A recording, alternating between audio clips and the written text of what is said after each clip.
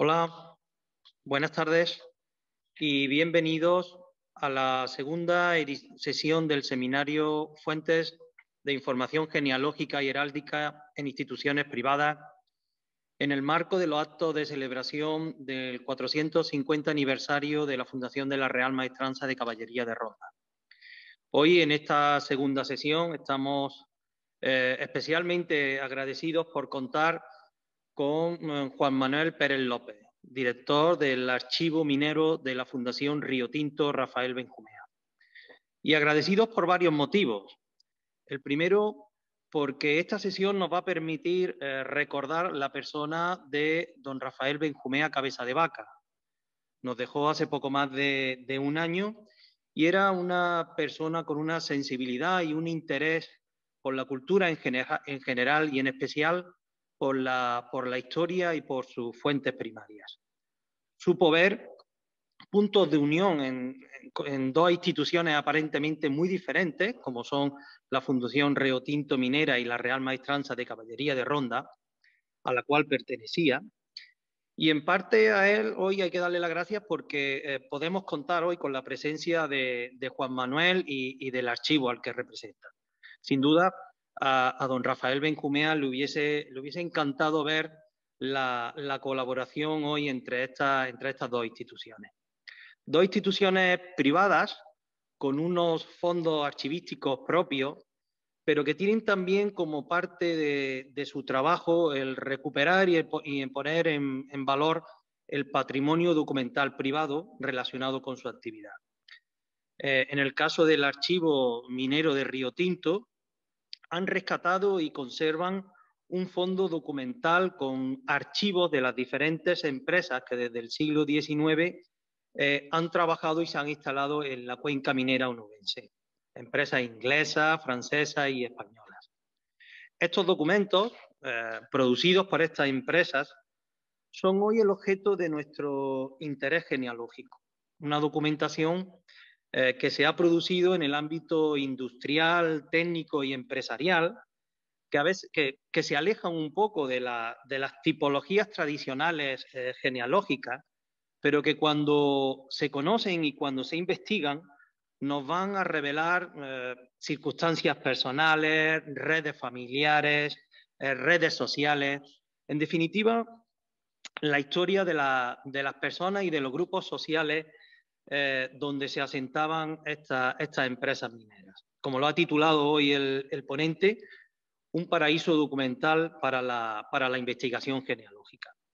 No voy a extenderme mucho más, porque para eso está aquí Juan Manuel, que es licenciado en Geografía e Historia por la Universidad de Sevilla, máster en Patrimonio Histórico Natural por la Universidad de Huelva, y como ustedes han visto en la portadilla antes de iniciar esta sesión, tiene una amplia experiencia en la organización de archivos municipales con la Diputación de Huelva, en la organización de archivos de empresas, ha pertenecido a diferentes proyectos de investigación y coordina y participa en diferentes grupos de gestión patrimonial y de desarrollo de expedientes BIC. Tiene numerosas publicaciones y artículos en revistas de ámbito archivístico e histórico y, como he dicho al empezar esta presentación, desde 1991 es director del Archivo Histórico Minero de la Fundación Río Tinto Rafael Benjumea. Por lo tanto, no me quiero extender más, simplemente recordar a todos los asistentes que si quieren hacer después de que finalice su exposición alguna pregunta o quieren alguna aclaración, pueden hacerlo a través de la pestaña de preguntas y respuestas que tienen en la aplicación. Nosotros las recogeremos y en función del tiempo que tengamos, pues se las plantearemos al ponente. Y agradecer una vez más la colaboración y, sobre todo, agradecer a todos ustedes la presencia en esta segunda sesión. Sin más, doy paso al archivero de la Fundación Río Tinto, don Juan Manuel Pérez López. Muchísimas gracias.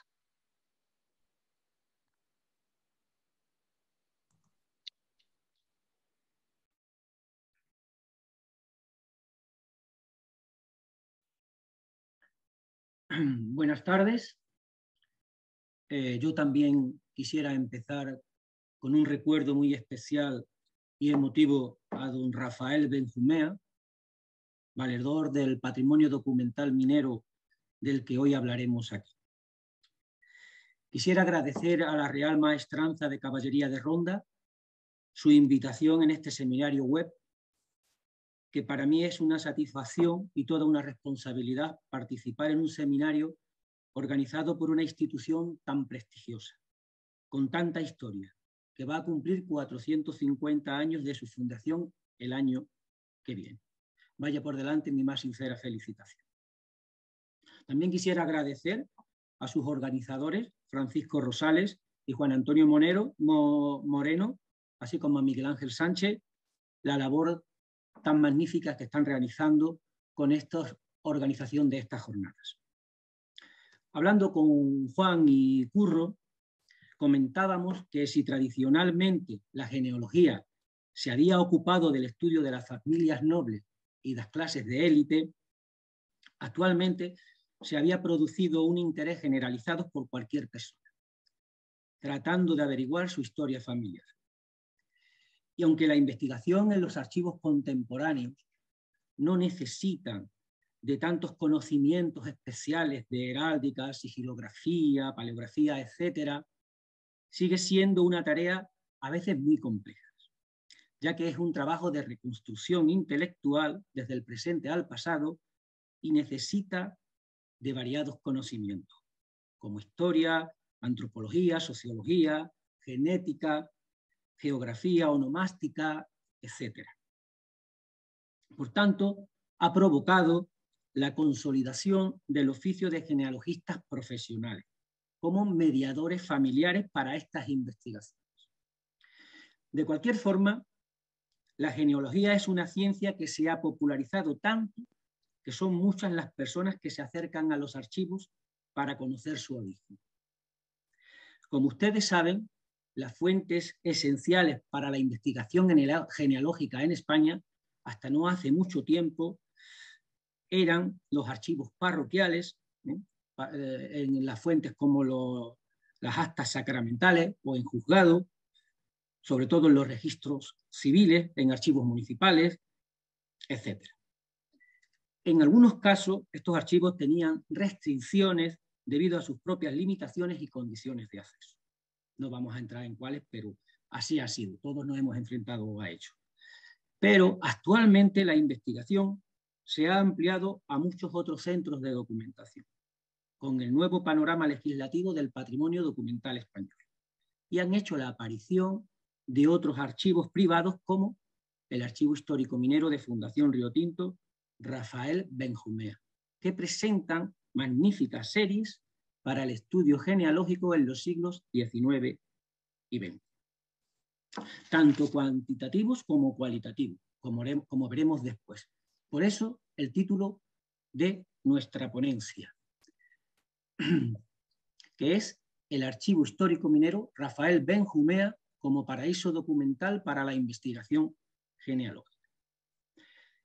Quisiera empezar con una frase del filósofo Michel Foucault, que dice: la genealogía es gris, meticulosa y pacientemente documental.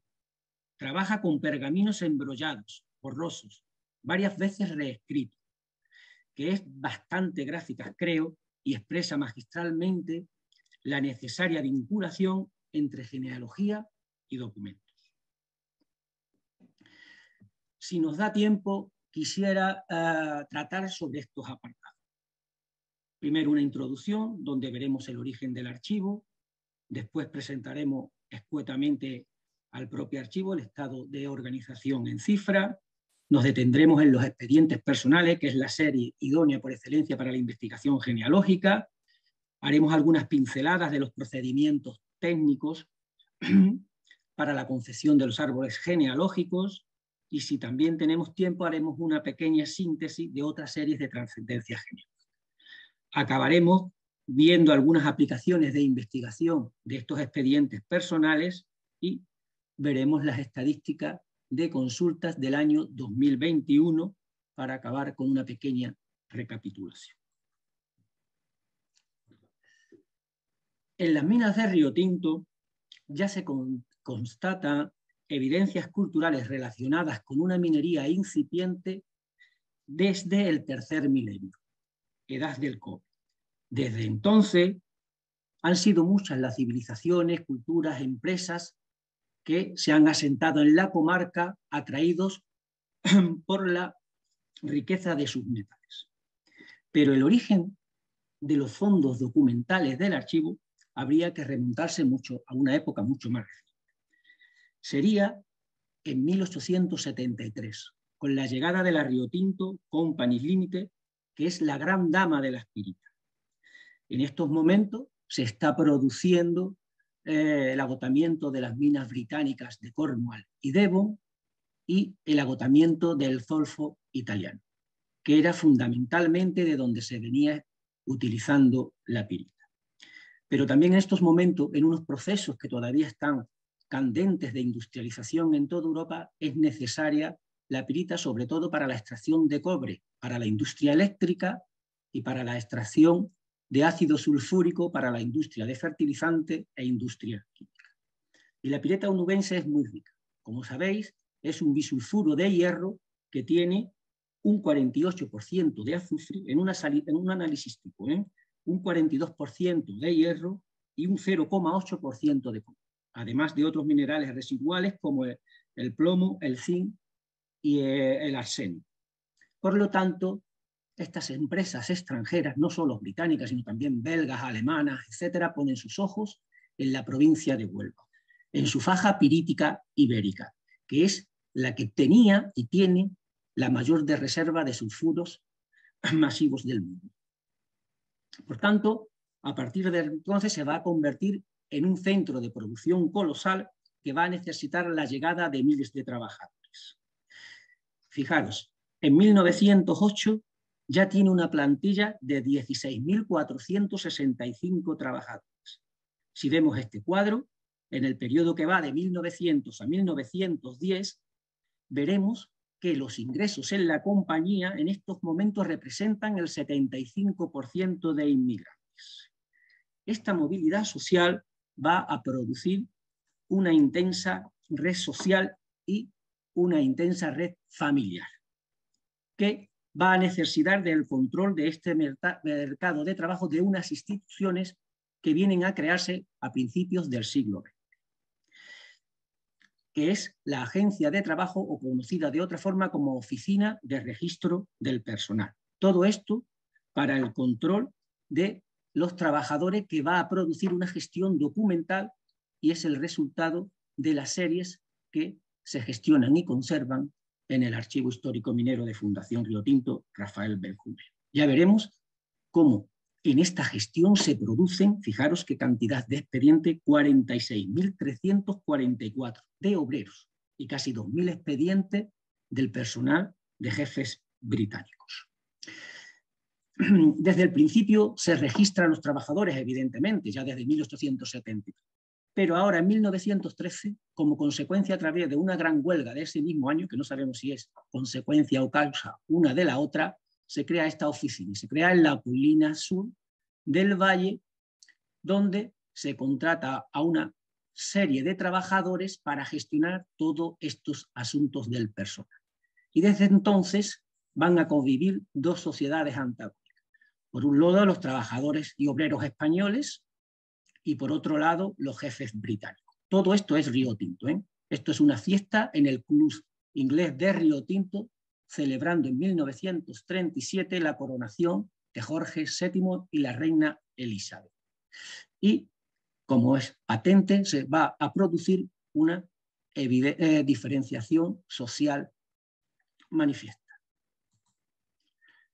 Desde entonces, se siguieron produciendo y desarrollando, explotando las minas. Aquí podemos ver cómo a partir de 1877, después de la Río Tinto Company Limited, cómo seguimos, llegan otras compañías, que evidentemente siguieron generando documentos para la gestión de la explotación minera. En azul vemos el periodo que corresponde a los fondos que realmente tenemos bien estructurados y manifiestos en el archivo.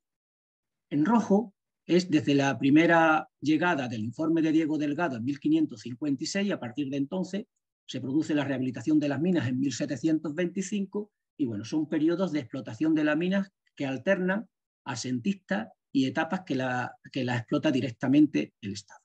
En algunos de estos periodos tenemos documentación, pero lo tenemos asociados, como por ejemplo la copia de la Real Resolución que estáis viendo ahí.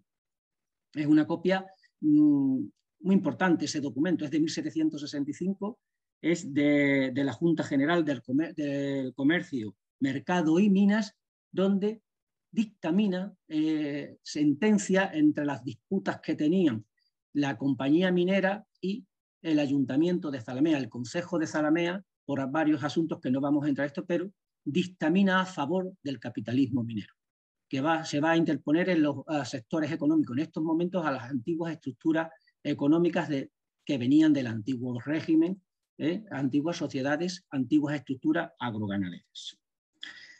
Esta documentación y el archivo lo crea la Río Tinto Minera S.A.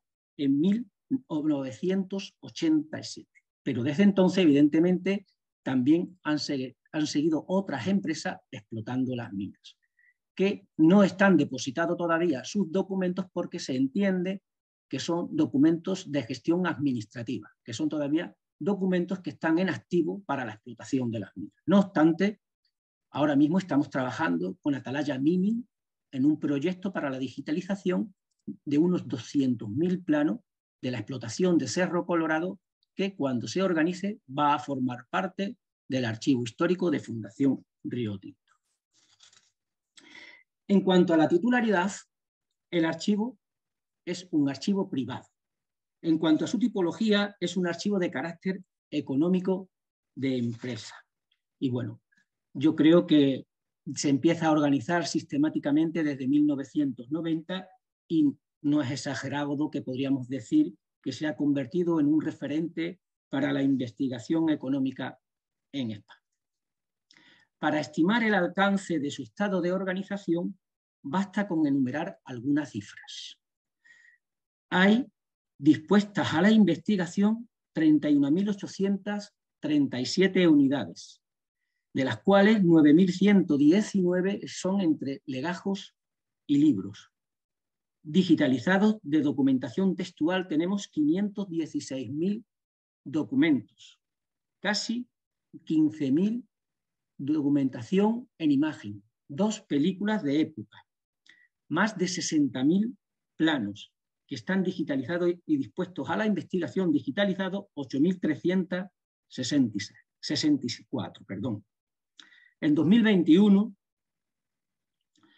hemos servido a 2.319 documentos digitalizados a la investigación. Y, como ya os he dicho, tenemos 46.344 expedientes de trabajadores y 1.858 expedientes del staff, que después veremos. En cuanto a los servicios y algunos logros administrativos que se han conseguido, estamos integrados en el sistema andaluz de archivos desde junio de 2005. Con estos archivos privados, nosotros fuimos, como veis ahí, el segundo en incorporarse al sistema andaluz. De los cuales el portal de archivos de Andalucía servimos y damos información de los fondos que tenemos, donde los investigadores pueden ver información de los distintos fondos y pueden consultar nuestros instrumentos de descripción, tanto la tabla guía como el inventario, como alguno de otro documento más específico. Estamos incluidos también en los fondos cartográficos, en la cartografía histórica de la Junta de Andalucía, donde se pueden ver hipervinculados 3.449 planos. Para otros grupos de planos tenemos un sistema de catalogación, que es el programa EASY, que nos permite clasificar los documentos en los distintos grupos que nosotros hemos otorgado. Actualmente estamos cambiando el programa informático de catalogación y lo estamos haciendo diseñado por nosotros mismos. Y podemos encontrar algunos planos como este plano tan bello y único. Esto es un plano que representa una noria romana que fue descubierta en 1886 en Filón Norte. Lo digo que es un plano único, tan solo es un plano de época, se hizo en 1886 y tan solo conocemos una copia que está en el Museo Británico. También estamos incluidos en el Censo Guía de Archivos de España e Iberoamérica y estamos incluidos en el programa PARES del Portal de Archivos Estatales del Ministerio de Cultura.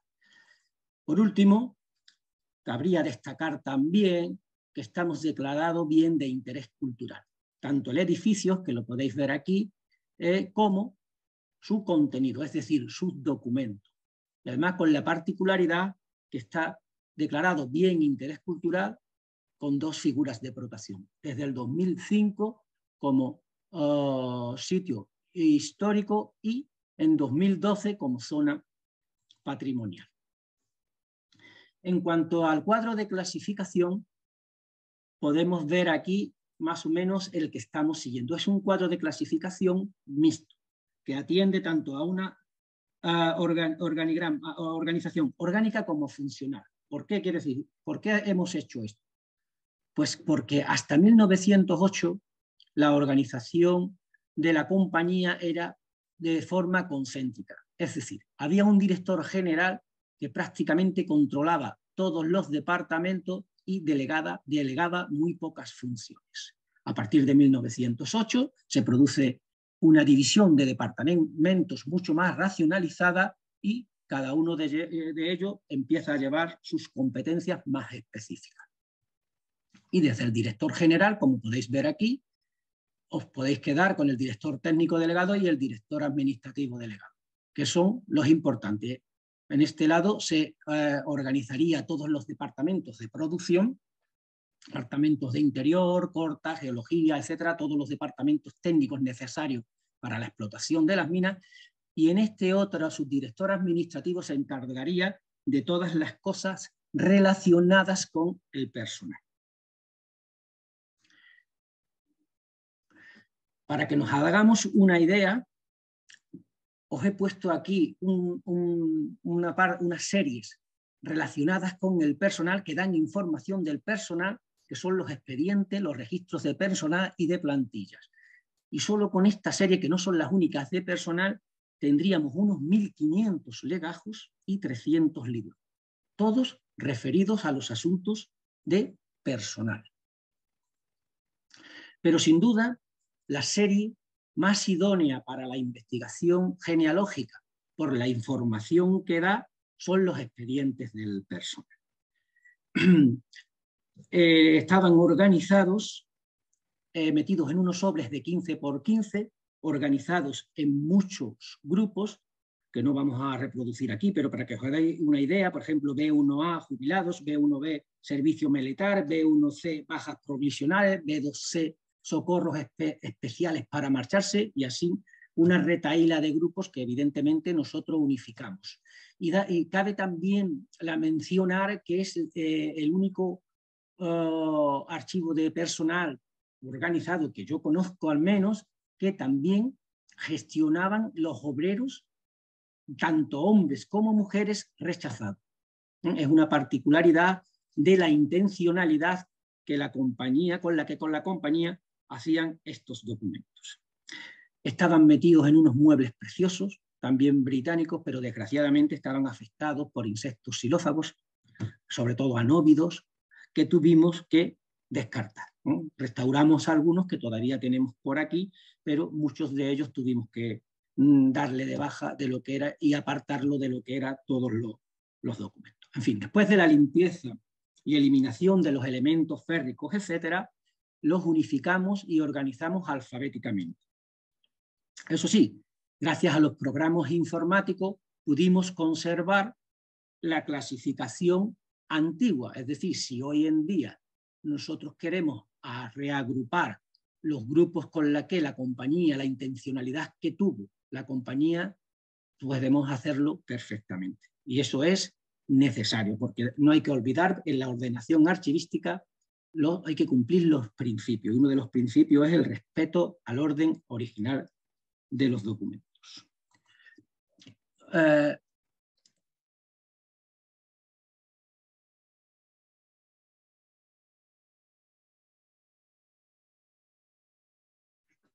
He perdido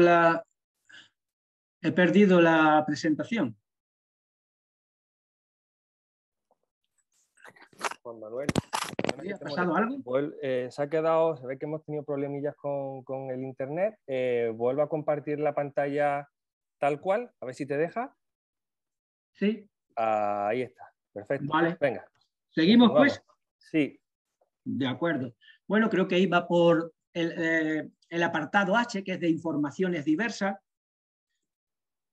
El apartado G, que es, el apartado I, que son los reconocimientos médicos, la K de accidentes de trabajo, la L, permisos para evitar en casa de la compañía, y la M, como ya hemos dicho, es el contrato de trabajo, que surge a partir de la ley de 1931, la N, declaración de haber recibido la libreta de retiro obrero, y después la O, que son de la información que estaba ya registrada en la compañía, en los libros registro de personas, la fecha de que entraban a trabajar los obreros. Por ejemplo, aquí veis el documento, aunque la agencia de trabajo empieza a gestionar estos documentos seriados a partir de 1913, pero introducen en cada expediente la fecha antigua de cuando inician el trabajo con la compañía. En este caso es de 1896. Bueno, pues vamos a ver algunos ejemplos de estos documentos que visualmente creo que lo entenderemos mucho mejor.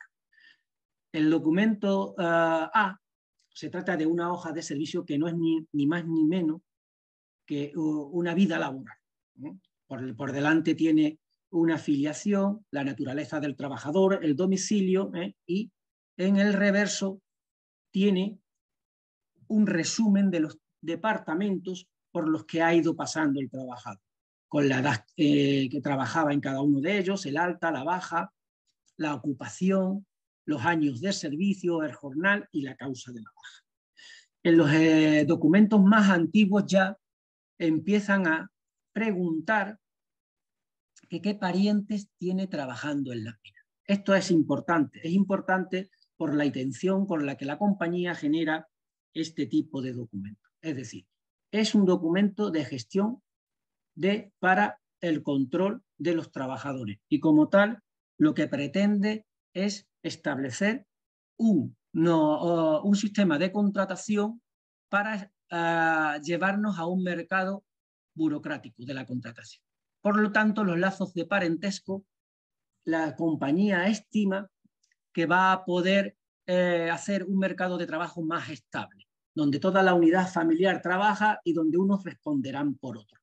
Además de establecer esta endogamia laboral planificada, creen también que es una forma también de aumentar la renta de la familia, por lo que pueden vivir de manera más holgada. Es decir, si en la unidad familiar, en lugar de solo el cabeza de familia, trabajan también los hijos, pues una manera de estar mejor económicamente.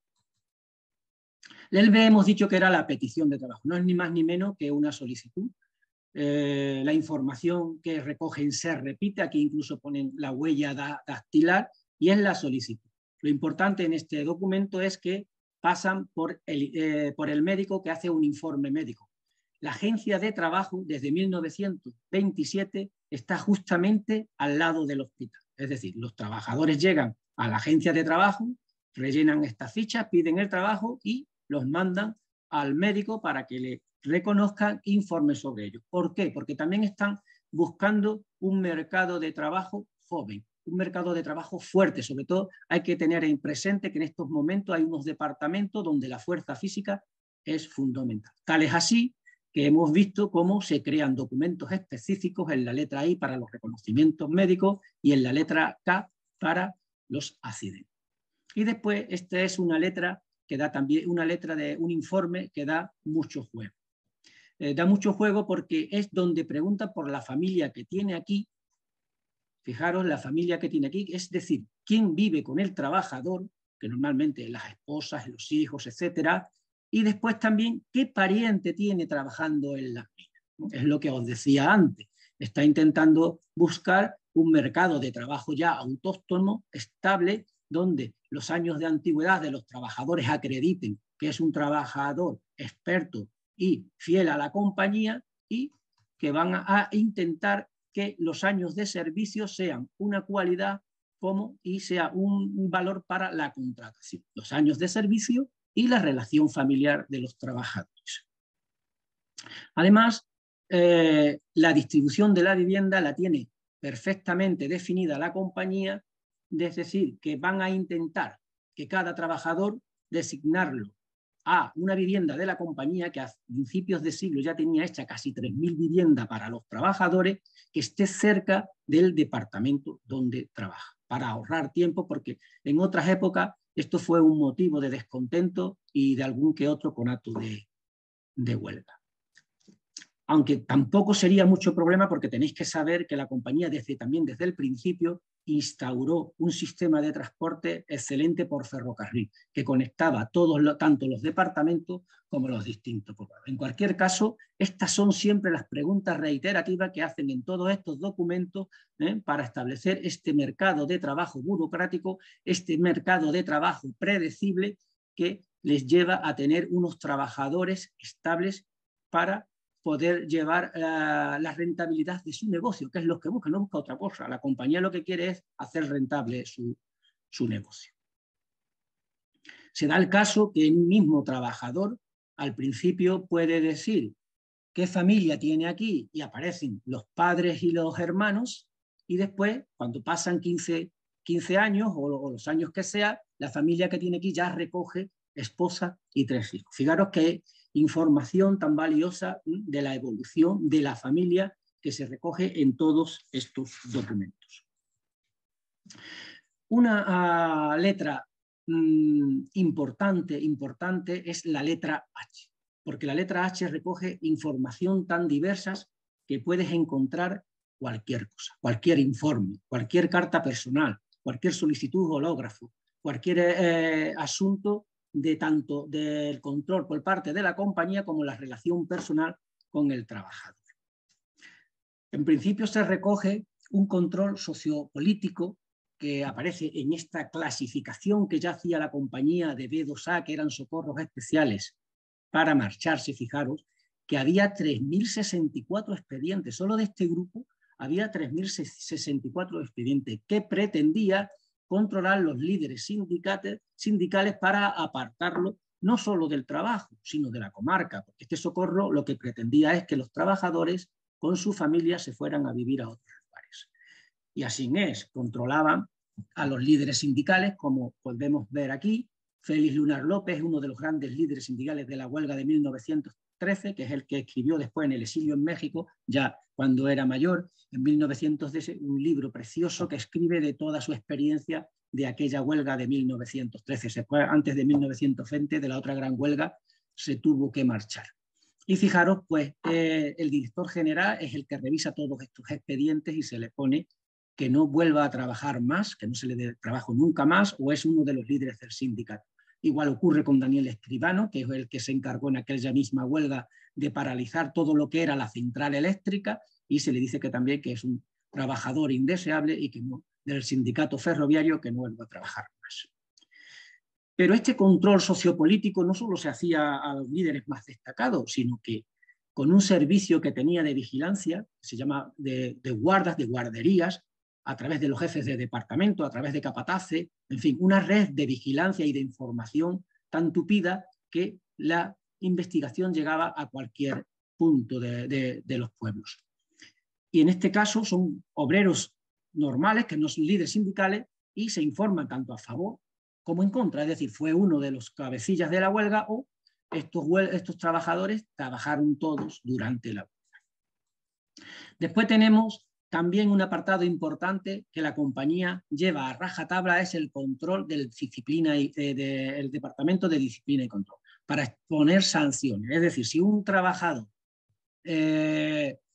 no tiene la eficacia que debería, tiene unos mecanismos interpuestos que lo detectan y rápidamente es suspendido de empleo y sueldo y pasa por la agencia de trabajo para cumplir las sanciones.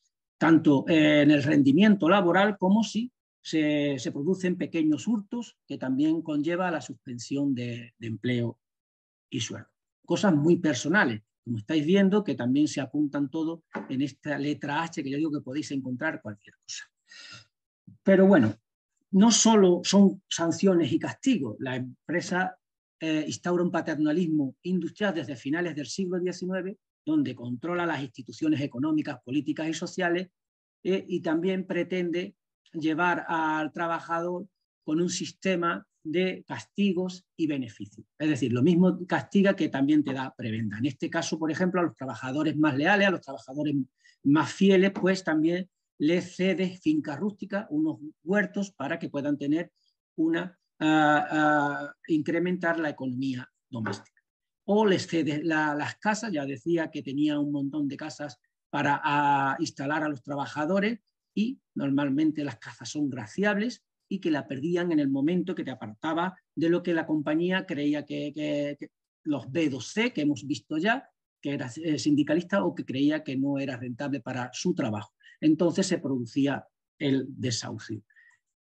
Y todo un sistema de prebendas, como pueden ser los pases del ferrocarril, o un sistema médico que instaló también, que podemos ver que te lo concede o te lo retira. En este caso podemos ver un pase que se le concede a unos trabajadores para que vayan por su tren a Huelva. O un jubilado te solicita que se le mantenga el servicio médico. Evidentemente, cuando se jubilaban perdían el derecho a ese servicio médico, pero si era un trabajador que interesó a la compañía en su etapa activa, era muy normal que le concediera unos años más el servicio médico. Y multitud de temas más. Aquí podéis ver también importante cómo constituye escuelas de ayudantes de minas a principios de siglo, necesita jefes intermedios y crea esta escuela de ayudantes de mina donde no solo le concede el viaje para estudiar en Huelva, sino que también le concede becas, le concede primas, le paga los libros, es decir, porque le interesaba a este personal que destacaba y lo necesitaba para interponerlo entre la mano de obra. Y otros certificados también, como estos maquinistas de tornos a vapor, que eran imprescindibles también en aquellos primeros momentos, que pasaban por unos exámenes muy especializados y la propia compañía los preparaba y los examinaba para que pudieran acceder a unos puestos importantes de mayor capacitación. Y cosas muy personales, hasta el caso de llegar a calcular en función al salario que tienes las necesidades diarias de compra de alimentos que podrías hacer. Esto no está sacado, que lo tenemos también de algunas series de economato en el archivo, sino esto está sacado de un expediente personal. Es decir, en relación al salario que gana el trabajador, pues dice qué alimentos puede comprar por ese salario. Y lo calcula para él, y en este caso eran 5 personas más de familia. O fijaros que tenemos también documentos entrañables, aparecen casi todos los trabajadores, cuando se produce el alumbramiento de su esposa, es decir, el nacimiento de los hijos, normalmente aparece este tipo de documentos porque piden ese día para que sea abonado. Bueno, vamos a pasar a otra serie que está relacionada, no son expedientes personales, pero dan una información muy específica.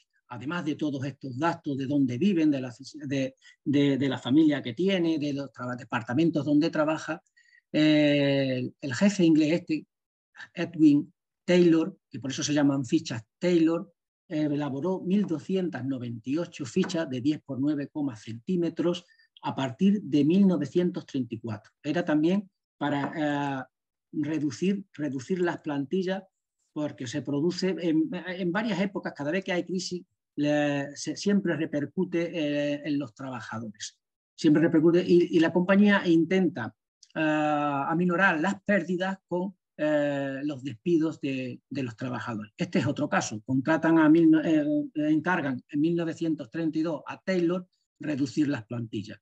Y también en estos momentos aprovecha que es en 1934, la huelga revolucionaria de 1934, pues empieza a informar de todas las trabajadores que pueden ser prescindibles.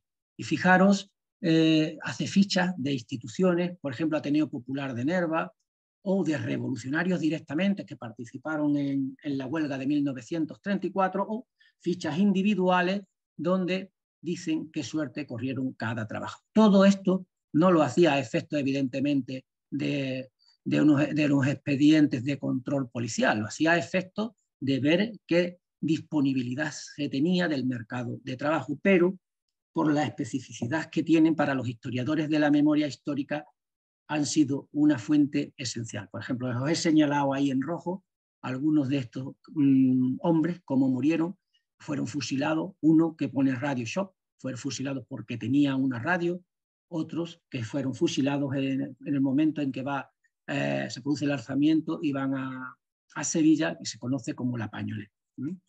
Esto es una información muy específica que no debería de ser, porque en este momento lo único importante son las altas y las bajas para ver las necesidades en el mercado de trabajo que había, pero el jefe apuntó tantos datos que es una joya para los investigadores de la memoria histórica. Este jefe, ya os digo que empieza en 1934, aquí tenéis las cartas personales que escribía a los jefes de departamento para que le informaran de estos asuntos, ¿no? Si tenían una conducta, qué conducta tenía el trabajador, si era un trabajador eficiente en el trabajo y si su puesto de trabajo era necesario. Y tenemos cientos de cartas de este tipo de Taylor con los demás jefes de departamento intercambiándose información para reducir el mercado de trabajo. Y después queremos añadir otra serie, que es la serie de expedientes de personal, pero de los jefes británicos, y aquí tenéis una pequeña estadística de dónde proceden, fundamentalmente vienen son británicos, son ingleses el 72% y después escoceses el 14%, aunque en la primera época hay más escoceses, porque es el origen de la compañía, que británico, pero después cambia se produce el cambio conforme van pasando los años. Y esto, fijaros, llegan a las minas de Río Tinto 982 trabajadores británicos y a Huelva 196. Y este es un dato muy importante. Tuvieron aquí en Huelva, en la provincia de Huelva, 248 hijos. No obstante, a pesar de esta cantidad, era una endogamia también, evidentemente, porque no se relacionaban mayoritariamente no se relacionaban con la población nativa. Hemos documentado tan solo 33 matrimonios mixtos.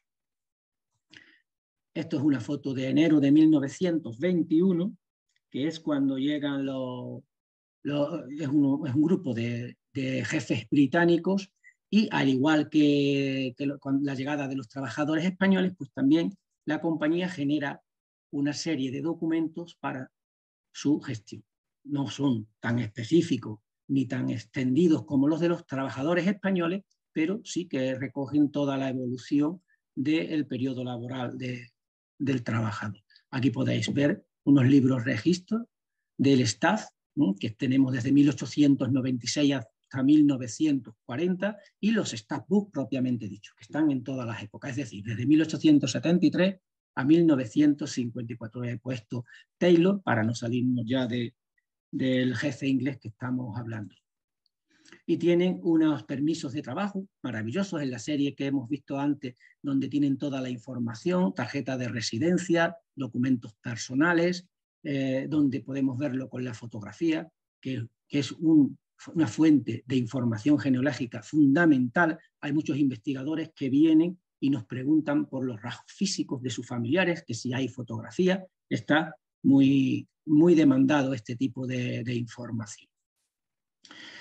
Para que veamos un ejemplo, esta fotografía es de la primera época y podemos ver al primer director general, es el de esta barba abundante, y es Mark Carr. La foto es sobre 1875 por ahí. Y fijaros la importancia que tiene la fidelidad que tienen muchas familias en la presencia en las minas, que tenemos aquí 4 generaciones representados que trabajaron en las minas, desde Mark Carr hasta Alexander Hill. Alexander Hill, que tenemos a 2 de sus hijos que nacieron en Río Tinto y que emparentaron con el doctor Russell Ross, que fue muy importante y muy querido en las minas, de forma que le fue concedido el título de hijo predilecto. Y también con fotos de época y con todos sus nietos y su familia. Este es Alexander Hill. Yo ya lo conocí bastante mayor y era un hombre encantador. Quería aprovechar para agradecer a todas estas familias que llega buscando en sus raíces y acaba abandonando su patria. Este es un diario de Richard S. Carr, que fue donado por una de sus nietas, y podemos ver, aquí lo podemos ver en segunda línea, este es Richard S. Carr. Delante está un eminente ingeniero metalúrgico, Guillaume Delprat, que pusieron todos los elementos fundamentales para la explotación moderna en la metalurgia, y después él también planteó nuevos métodos de explotación en Córdoba y fue vicecónsul en Córdoba, y Guillaume Delprat se trasladó a Australia, en fin, de tal reconocimiento que algunos de los premios en minería llevan su propio nombre. Fijaros, no es lo que vengo a traer aquí, pero en este diario de 1879 podemos ver cómo, por ejemplo, se crea un club de tenis en Huelva. Es decir, es uno de los primeros datos que tenemos de la creación de los deportes, que ustedes que sabéis que muchos de ellos entraron por la provincia de Huelva, por las minas de Río Tinto, es la cuna del fútbol, etcétera. No vengo a traer de esto, pero sí quería aprovechar para agradecer a todas estas familias. Sería una lista interminable si quisiera citarla a todas, pero quisiera agradecer aquí la generosidad que tiene de la donación de su patrimonio.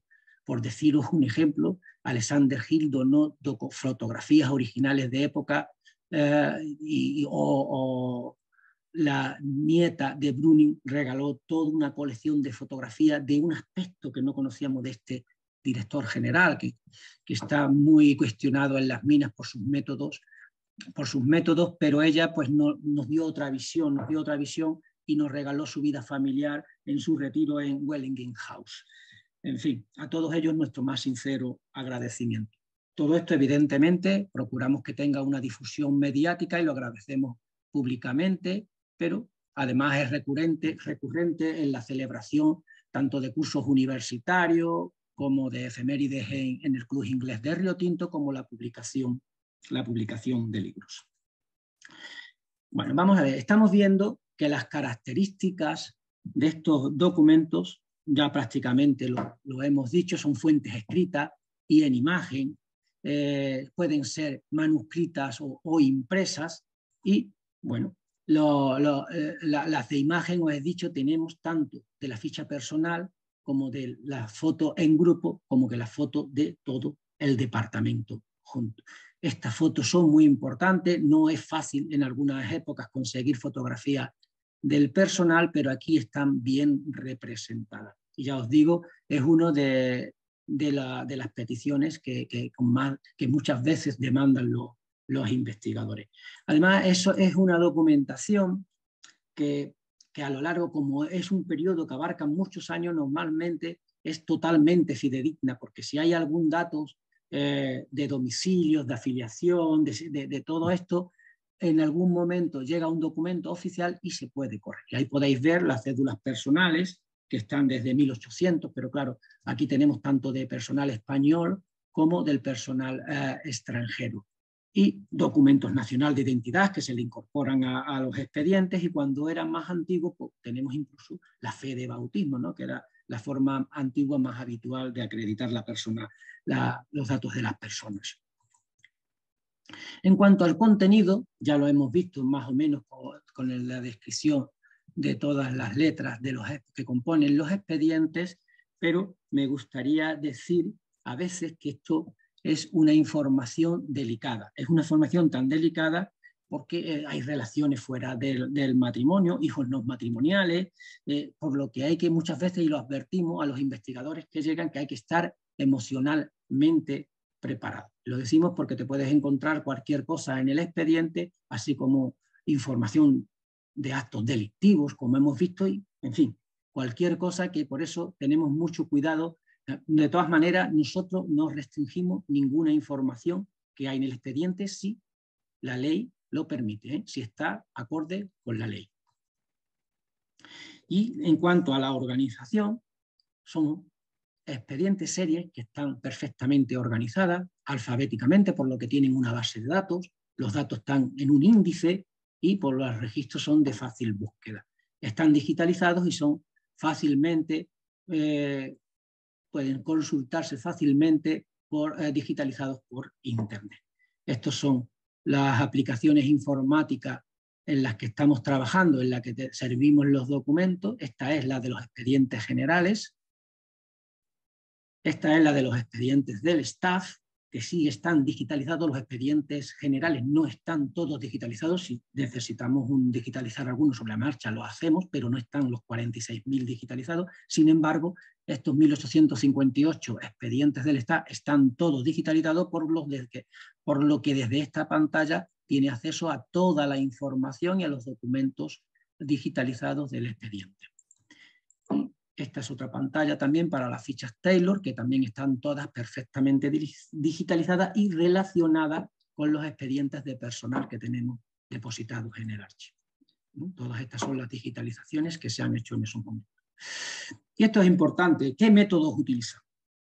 Bueno, realmente no existe ningún procedimiento normalizado para la investigación genealógica, por lo menos en los archivos privados de empresas.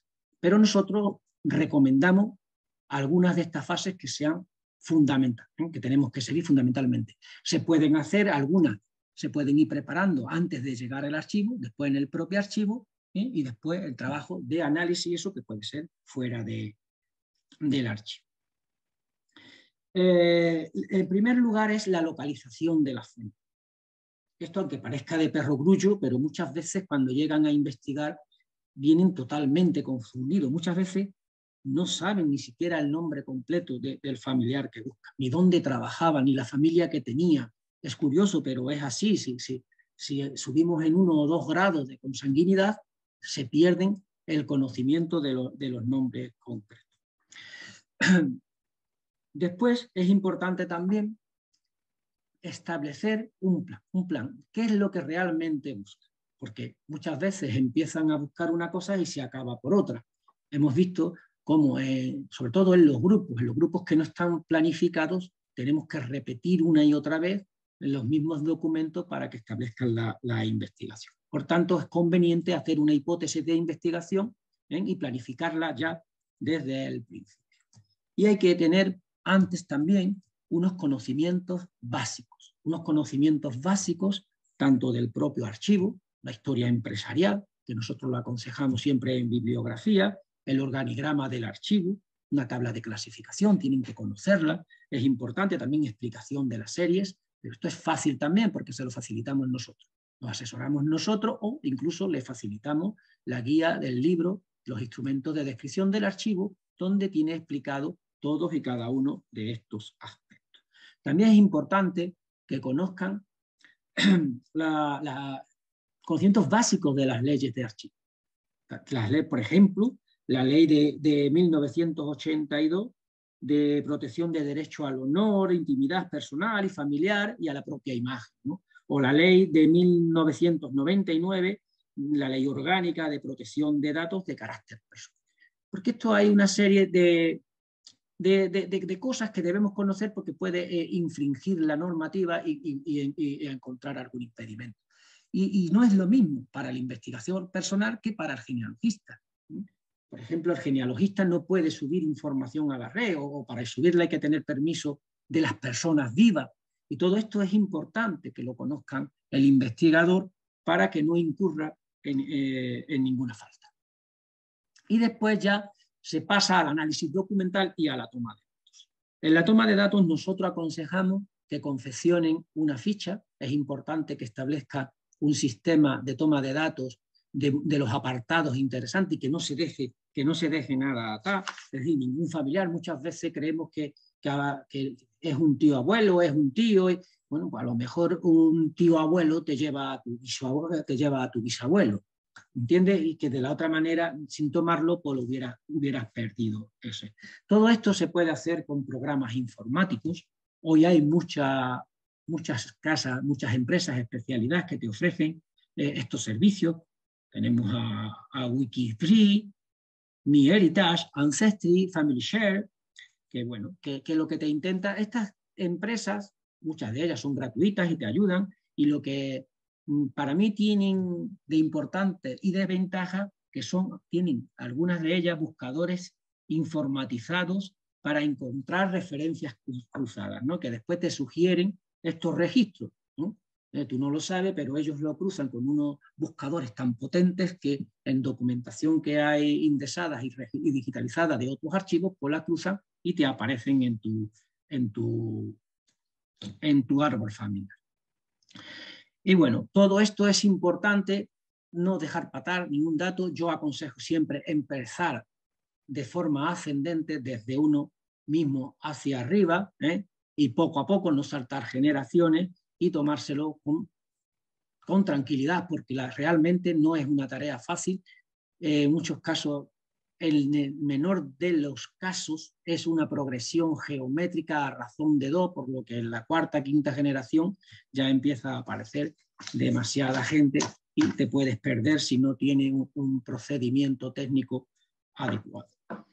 Y por último, ya lo que queda es confeccionar el árbol genealógico, con todos los datos que has recogido, y realmente la parte más interesante, donde ya puedes establecer tus propias conclusiones y conociendo a tu familia. En realidad, la reconstrucción de los árboles familiares es buscar tu identidad propia, es la reconstrucción del yo. Por eso hay que tener cuidado, porque en realidad estás preguntándose quién soy, de dónde vengo, ¿no? Son importantes preguntas fundamentales que tenemos que tener cuidado, y los resultados son importantes. Lo que estáis viendo es mi árbol genealógico, pero es mi árbol genealógico y la información que he podido sacar aquí de los trabajadores está en amarillo. Fijaros, he llegado a los tatarabuelos e incluso tengo el expediente de un tatarabuelo aquí. Claro, yo nací en Nerva, es fácil, pero vamos, tampoco no es que no sea un expediente, no sea un árbol genealógico representativo, porque de esta rama están desde el tatarabuelo, bisabuelo, abuelo y padre. Pero sin embargo, de esta rama no hay nadie, pero es lógico, porque mi abuela llegó de Salamanca. Y llegó de Salamanca no en la primera época, que también podía haber tenido después descendencia, sino que llegó más tarde, por lo que todas estas personas evidentemente no tuvieron relación con la vida. Además, es un árbol que está cortado. Yo solamente cogí los datos fundamentales. No tengo ni a los hermanos de mis padres que trabajaron en las minas, ni a los hermanos de mis abuelos que trabajaron en las minas, pero como ejemplo yo creo que vale de la intensidad de información que tiene este archivo de las distintas generaciones, ¿no? Sobre todo esta línea, fijaros que hay un expediente desde el tatarabuelo hasta mi padre. Vamos a saltarnos esta explicación, esto es otra serie de carácter general que no tiene desperdicio, casi todas son de marcado carácter social, pero bueno, yo creo que ya estamos pasándonos de tiempo. Y algunas aplicaciones de investigación de estos expedientes, pues son muchísimas. En realidad he traído algunas, pero podía haber traído otras y muchas más y no acabaríamos nunca.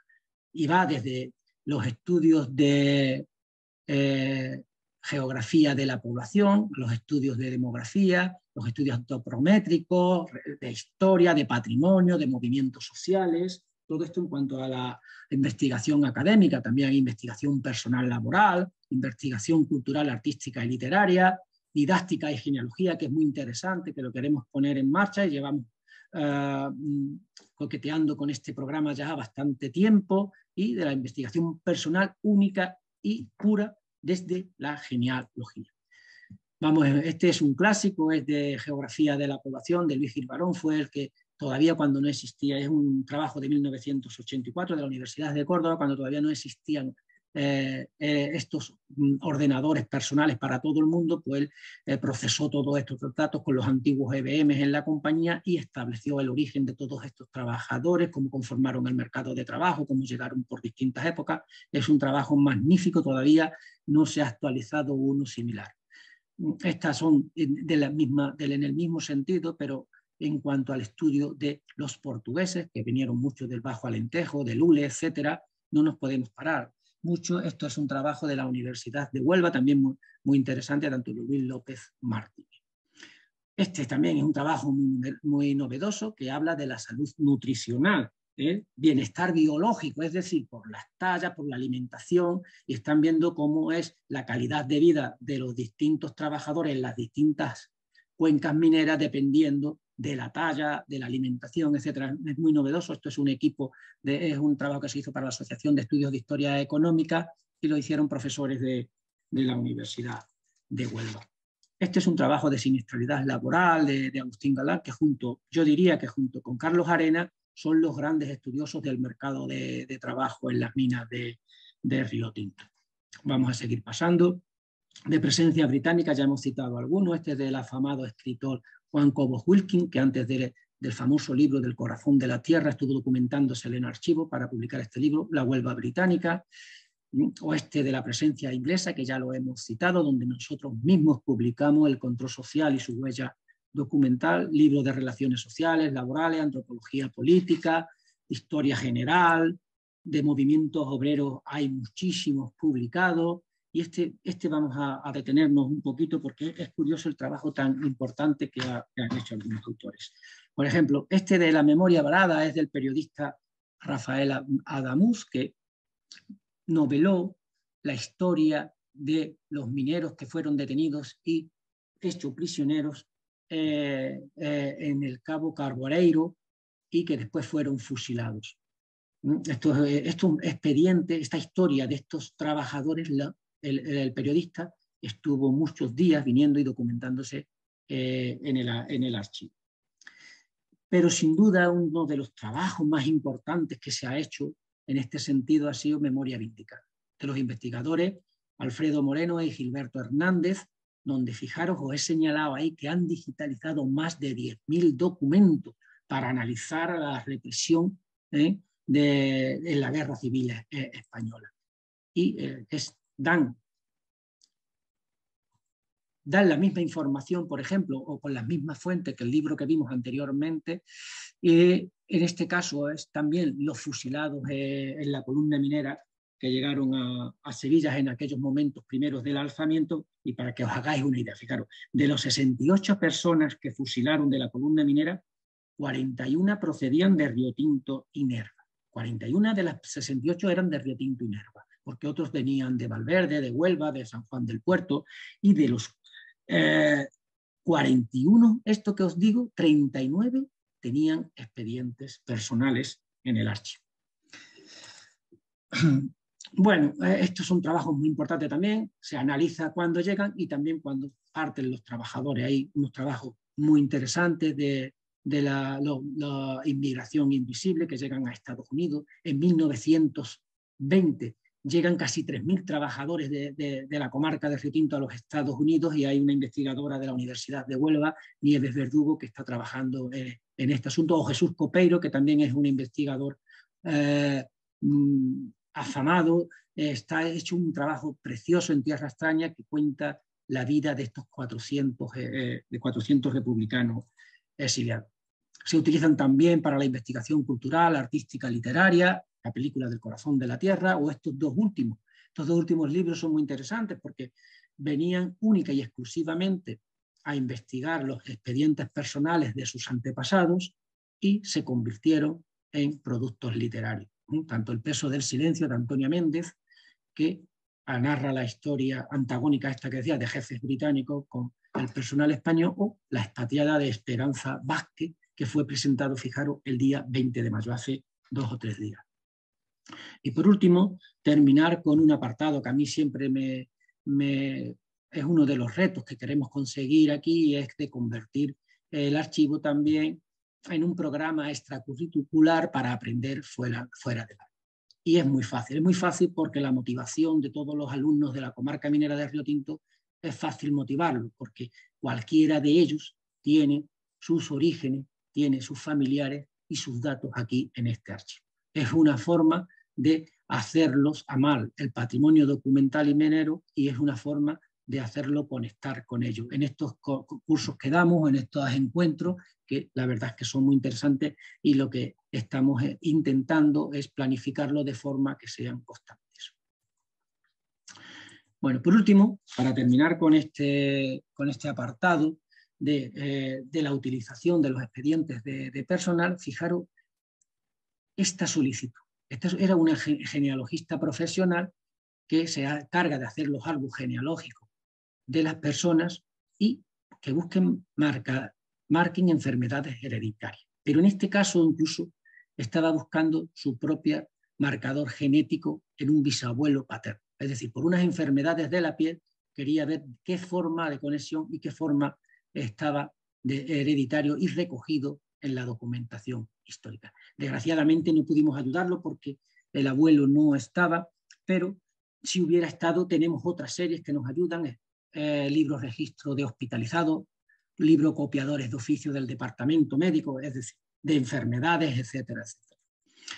Y esta que es muy importante también, es decir, esta nos llegó hace 2 o 3 días, esta solicitud que buscaban secuelas de enfermedades y causas de hospitalizar de personas que fueron fusiladas en la Guerra Civil Española. Y es porque están apareciendo algunas personas con defectos físicos tan evidentes, con rodillas fusionadas, que manifiestan enfermedades como reuma, artrosis, que pudieran determinar quién son, pudieran determinar qué personas son. Y esto después, por supuesto, habría que confirmarlo con los análisis de ADN, pero fijaros qué clase de solicitudes nos entra.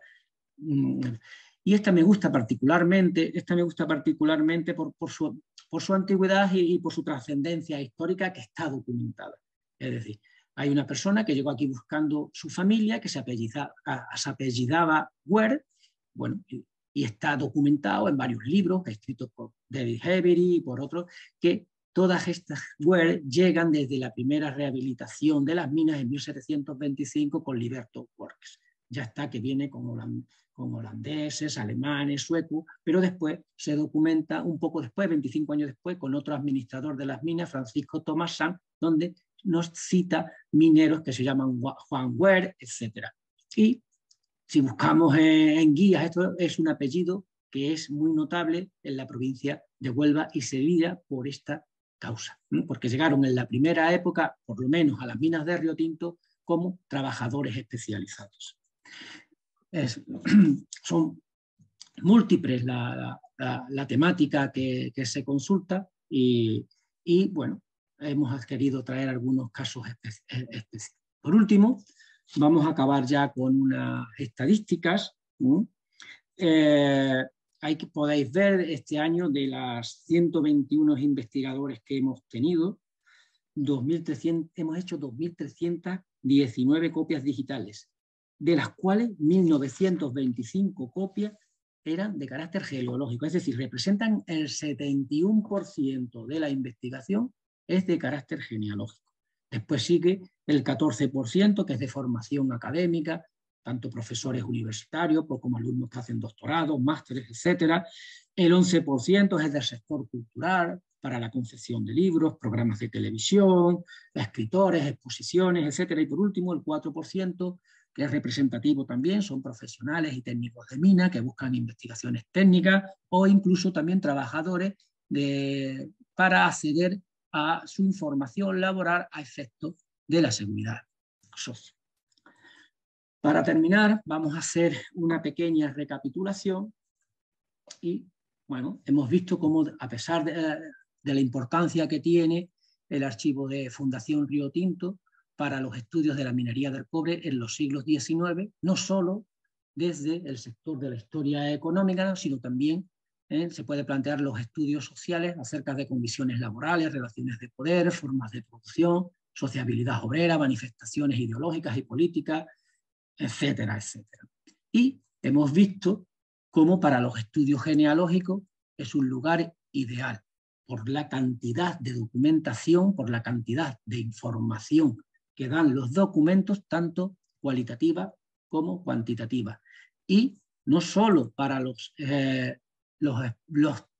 habitantes de la comarca minera que se reconocen en este patrimonio, sino para cualquiera, porque hace poco tiempo también me escribieron desde el País Vasco, de una asociación de química, agradeciendo a los trabajadores de Río Tinto y era profesor de la universidad y ponía problemas de los porcentajes de cementación en el Río Tinto, etcétera, y agradecía al final de los exámenes, agradecía a los trabajadores de INE porque tiene su ascendencia de aquí, del Río Tinto. Bueno, para finalizar, diremos que la investigación llega hasta donde permiten los documentos. Y en archivos bien conservados y organizados permiten múltiples lecturas a lo largo del tiempo, una y otra vez. Por eso es un intento fundamental que los documentos estén bien organizados y dispuestos a la investigación. Para terminar, muchas gracias y estoy a vuestra disposición.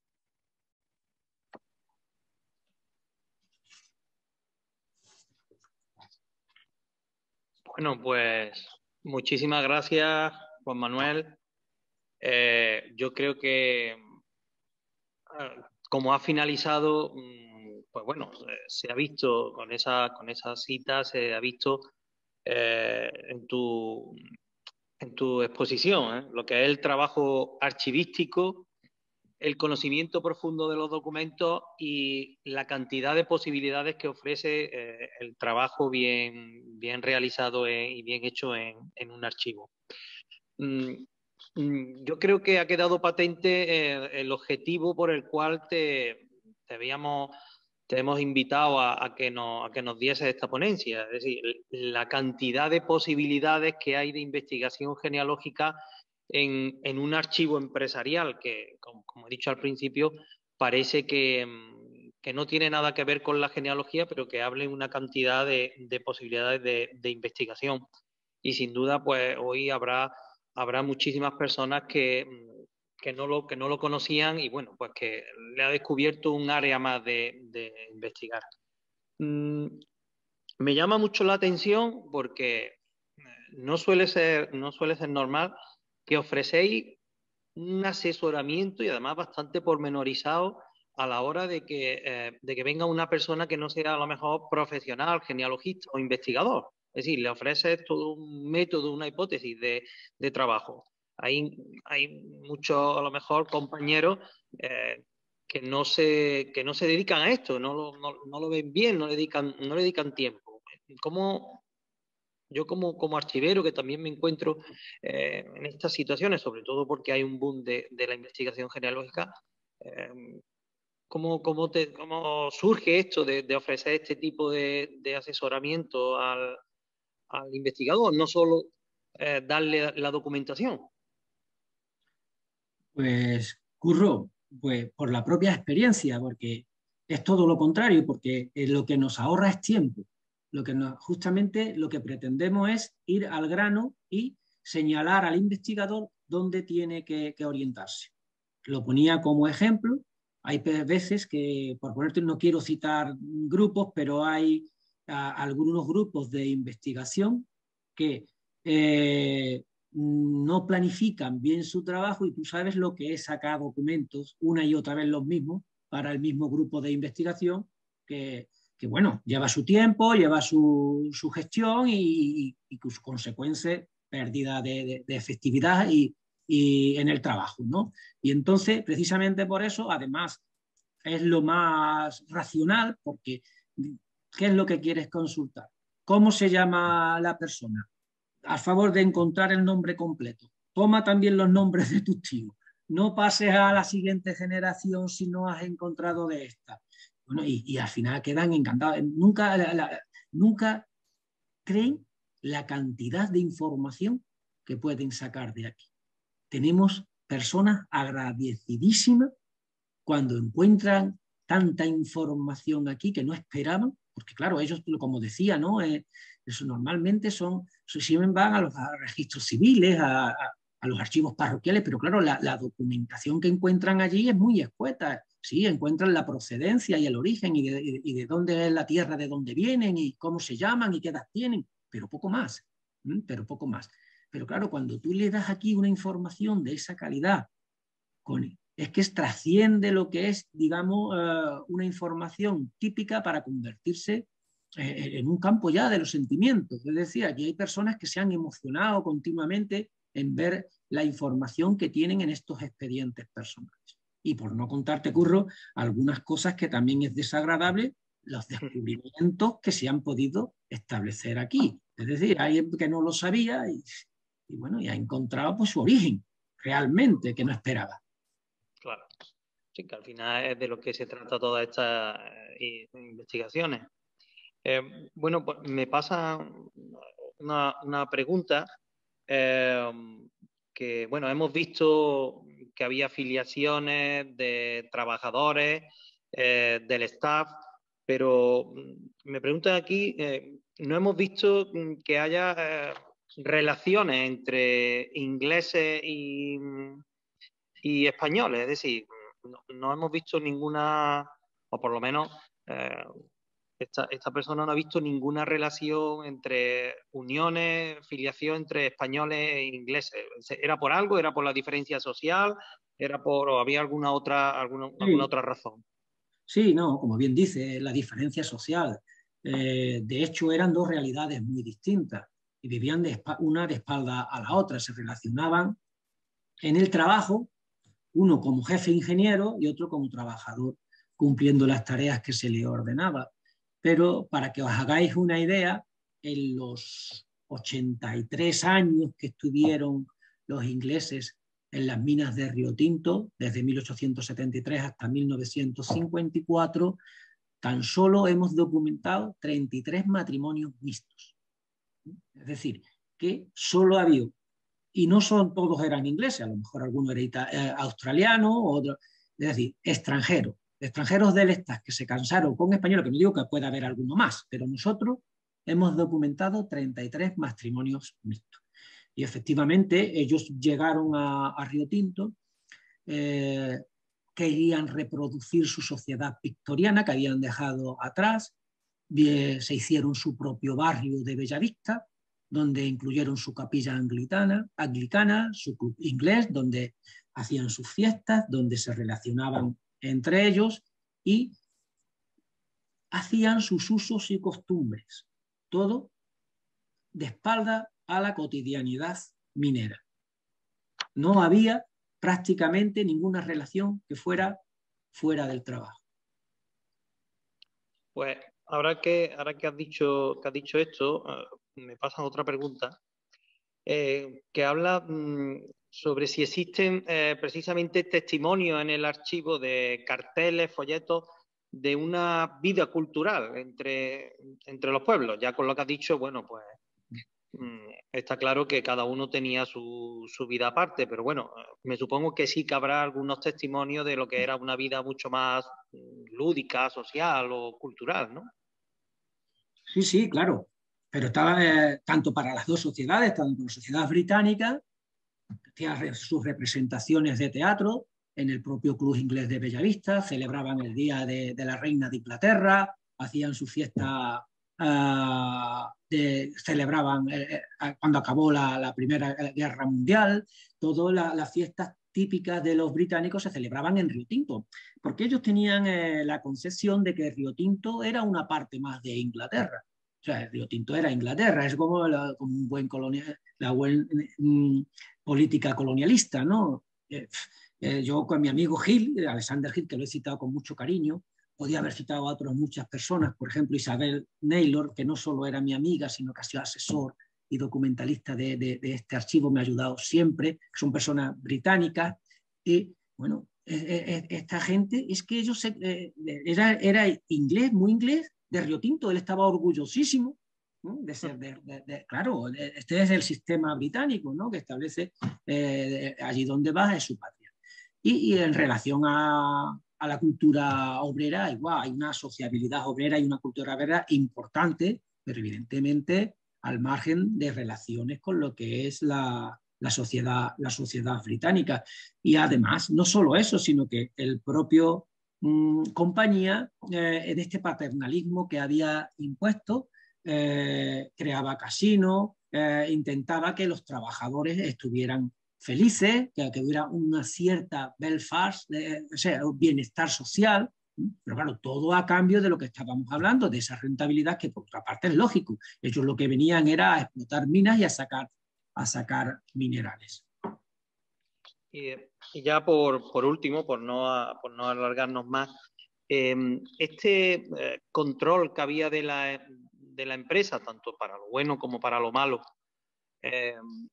que ha hecho que se produjese toda esta cantidad de documentos y de información, ¿es extrapolable a algunos archivos de empresas, de compañías españolas, o es un caso exclusivo de estas compañías inglesas? Vamos a ver si tú conoces alguno aquí en España. Sí, bueno, esto es una muy buena pregunta, efectivamente. Lo que hace la compañía británica Rio Tinto Company Limited en Rio Tinto es lo que está haciendo toda la gran empresa monopolista en el mundo entero en esa fecha.